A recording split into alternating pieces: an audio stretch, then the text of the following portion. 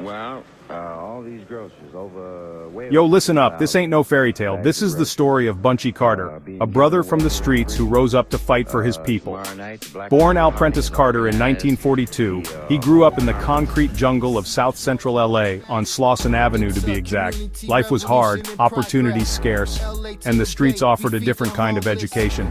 Bunchy got caught up in that life, joined the Slauson Street Gang, the Renegades. It was a way to survive, to claim some power in a world that seemed determined to keep you down.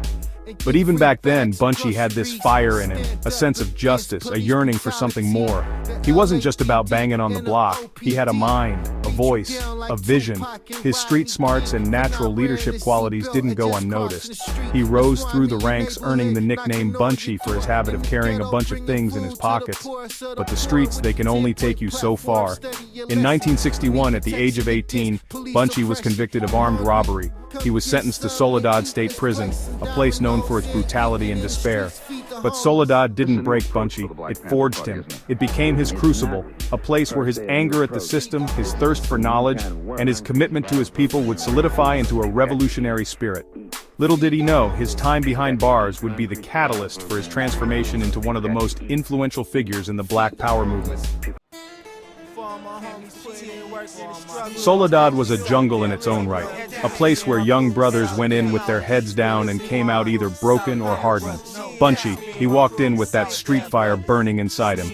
But prison, it has a way of making you question everything. Behind those walls, Bunchy encountered the Nation of Islam. The message of black empowerment, self-reliance, and spiritual awakening resonated deeply with him. He converted, adopting the name Alprentice Bunchy Muhammad. The nation gave him structure, discipline, and a sense of purpose in a place devoid of hope. He devoured books, educating himself on black history, politics, and philosophy. Malcolm X became his hero, his words like a lifeline to a brother yearning for liberation.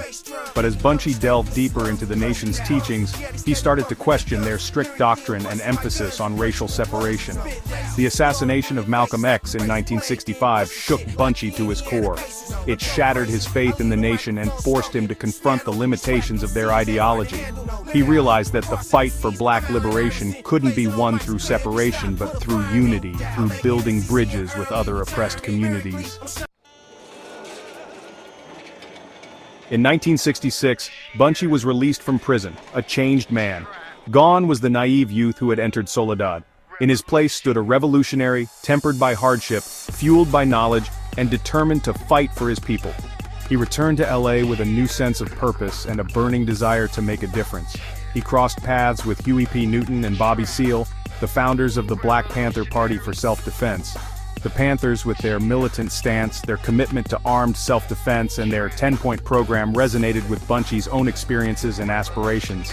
He saw in them a vehicle for real change, a force to challenge the oppressive system head-on. In 1968, Bunchy, along with comrades like Elaine Brown and Geronimo Pratt, founded the Southern California chapter of the Black Panther Party. He quickly rose through the ranks, becoming the Deputy Minister of Defense. He was a charismatic leader, a gifted orator, and a strategic thinker. He understood the power of community organizing, of empowering the people to fight for their own liberation. The Panthers weren't just about talking tough.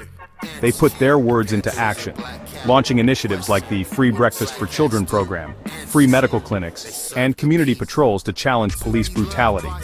They were winning hearts and minds, providing essential services the government had neglected, and that scared the powers that be.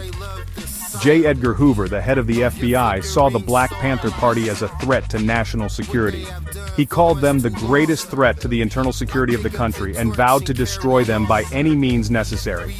Enter COINTELPRO, the FBI's counterintelligence program, a covert and illegal operation aimed at surveilling, infiltrating, discrediting, and dismantling black liberation organizations.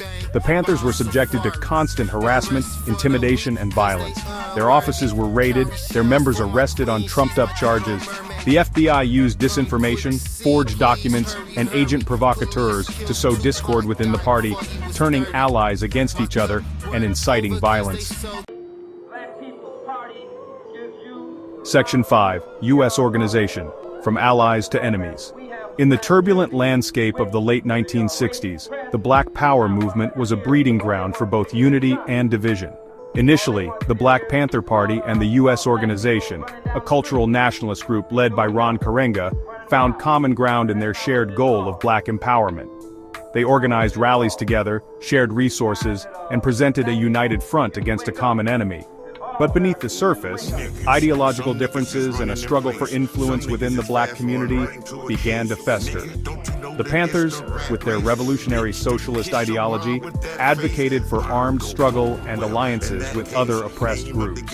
Karenga's U.S. organization, on the other hand, promoted cultural nationalism, black self-sufficiency, and a more separatist approach. The rivalry intensified when both groups vied for control of the newly established Black Studies Center at UCLA. This competition for resources, influence, and ideological dominance would have tragic consequences.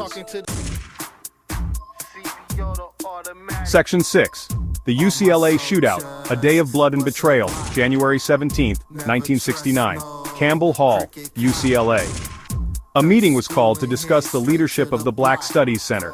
Tensions were high. The air crackled with animosity. Bunchy Carter and John Huggins, another prominent Panther, were present, their voices echoing with passion as they argued for a more inclusive and revolutionary approach to black studies. Then, it happened. Shots rang out, shattering the tense silence. Chaos erupted as people scrambled for cover. When the smoke cleared, Bunchy and Huggins lay dead, their bodies riddled with bullets. The assassins, members of the U.S. organization, had struck with deadly precision. The UCLA shootout sent shockwaves through the black community and beyond. It marked a turning point in the Black Power movement, a tragic testament to the destructive power of division and the deadly consequences of COINTELPRO's insidious tactics. Section 7. In the wake of tragedy, justice denied. The aftermath of the UCLA shootout was a whirlwind of grief, anger, and a thirst for justice. The LAPD, under the direction of the notoriously racist Chief Daryl Gates, wasted no time in cracking down on the Black Panther Party. Raids were conducted, members were arrested, and the party's headquarters was besieged. 3 members of the U.S. organization, Claude Hubert, George Steiner, and Larry Steiner, were charged with the murders of Bunchy Carter and John Huggins. However, Claude Hubert, the alleged gunman, fled the country and was never apprehended. George Steiner escaped prison in 1974 and remains a fugitive to this day. Larry Steiner was eventually captured in 1989 and convicted of 2 counts of second-degree murder in 1991. He was sentenced to 27 years to life in prison. The trial and its aftermath exposed the deep-seated racism and corruption within the justice system, fueling the flames of anger and distrust towards law enforcement in the black community. Section 8. Bunchy's Legacy, A Seed of Resistance. Bunchy Carter's life was tragically cut short, but his legacy continues to inspire generations of activists, organizers, and revolutionaries. He was a man who rose from the depths of despair, transforming himself from a street hustler to a powerful voice for black liberation. He understood that the fight for freedom required more than just words. It demanded action, sacrifice, and an unwavering commitment to justice. His dedication to community empowerment, his belief in the power of education, and his unwavering pursuit of equality continue to resonate today. Bunchy's story is a stark reminder that the struggle for black liberation is far from over. It's a call to action, urging us to honor his sacrifice by picking up the torch and continuing the fight for a more just and equitable society. Section 9. The struggle continues.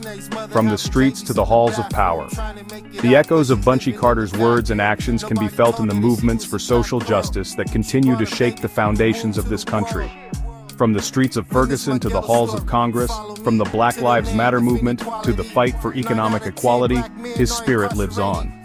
His story serves as a stark reminder of the systemic racism, police brutality, and economic inequality that continue to plague marginalized communities. It's a call to confront these injustices head-on, to challenge the status quo, and to demand accountability from those in power.